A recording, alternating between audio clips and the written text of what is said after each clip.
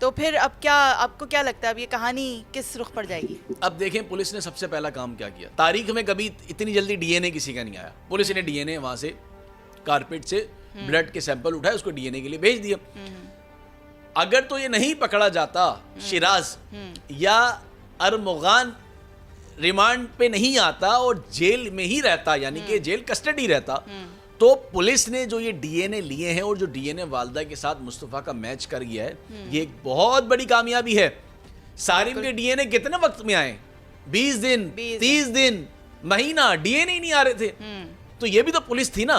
इन्होंने अपनी इस केस में अपनी स्ट्रगल दिखाई, अपने एफर्ट्स दिखाए, क्योंकि पुलिस की मालूम था कि पुलिस यहाँ पे पुलिस की बदनामी हो रही है, एक नेगेटिव इमेज बन रहा है। प्रेशर भी बहुत बन गया था ना, क्योंकि बात अब फैल गई थी, इंटरनेशनल मीडिया भी कवर कर रहा है इस चीज को। पोश इलाका है और इस तरह का केस तो फिर हाइप क्रिएट करता है, पुलिस के लिए प्रेशर बन जाती है, एक चीज दबाव आना शुरू हो जाता है। प्रेशर में आती है पुलिस तो फिर काम तेज हो जाता है। और यहाँ पे फिर पुलिस ने इसके सैंपल ले लिए, घर से गने निकाली तो गने रुकी नहीं रही थी। 4000 गोलियां घर में कौन रखता है, मुझे बताएं? इतना हैवी वेपन कौन रखता है, वो भी सारा गैर कानूनी वेपन। बंकर बनाया होता है। यस, दरवाजा बगैर लॉक के खोल नहीं सकता। फिर यहां से निकले और पुलिस ने फिर जो है वो इसको शिफ्ट किया। फिर इसने क्या किया? इसने अपने आप को हैंग कर लिया। हैंग कर लिया? यस, इसने तो बिल्कुल अपने आप को चुप कर लिया, अपने आप को ऐसा जाहिर किया कि जैसे ये बीमार है बहुत ज्यादा। अच्छा। ये तो सकते में आ गया। अच्छा। अब क्या करती पुलिस? अब एक जानिब लोग कह रहे हैं कि पुलिस ने उस वक्त क्यों नहीं तहकीकात करी? तो पुलिस जितना पूछ सकती थी पूछा, उसने कहा मैंने मलीर में फेंक दिया। उसके बाद वो हैंग हो गया, उसने कोई बात ही नहीं करी। अब अगर खुदा ना खास्ता पुलिस की कस्टडी में मर जाता तो यहाँ तो सारा इल्जाम पुलिस पे आ जाता कि पुलिस ने तशद्दुद किया, मर गया, फिर बात ही खत्म हो जाती, पता ही नहीं चलता, केस ही नहीं पता चलता। एग्जैक्टली। और उस वक्त लोग कह रहे हैं कि क्यों नहीं पुलिस ने मुकाबले में इसको घर में मारे, जब डीएसपी जख्मी हो गया तो पुलिस कैसे मारती? क्योंकि किसी का बच्चा पता ही नहीं था उसका। मुस्तफा का भी तो मालूम करना था कि मुस्तफा कहाँ है, वरना मुस्तफा का कैसे पता चलता? मुस्तफा का पता करना था, इसलिए उसको जवाबी फायरिंग में बड़ा मोहतात होके उसको पकड़ा तो मालूम हुआ कि हाँ उसके साथ उसने ये कर दिया है, लेकिन ये मालूम नहीं हुआ कि कहाँ किया। उसके बाद अदालत ने जो किया वो सारा आपके सामने था।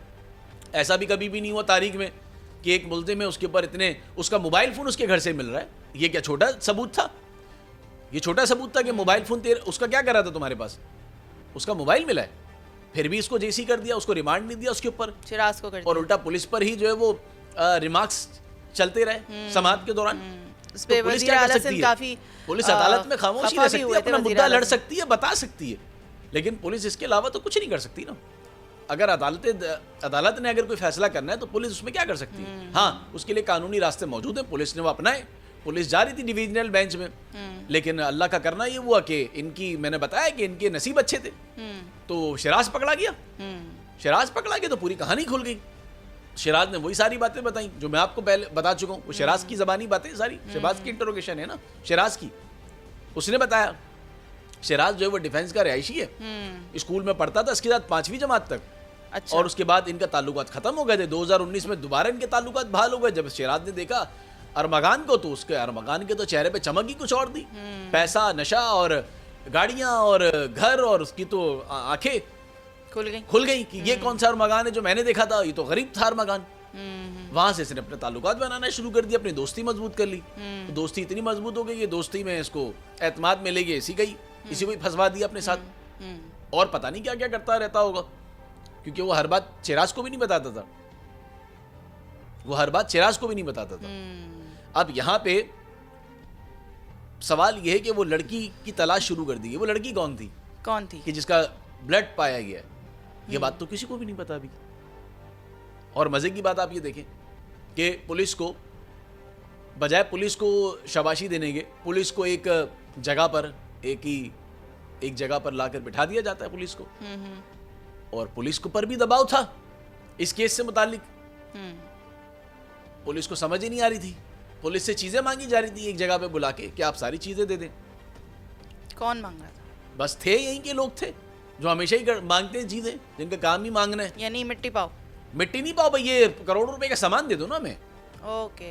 लेकिन पुलिस को देखे, अगर पुलिस की नीयत साफ नहीं होती तो कभी केस उसको कस्टडी में नहीं लेती, अपनी उसको सेफ कस्टडी में नहीं लेती।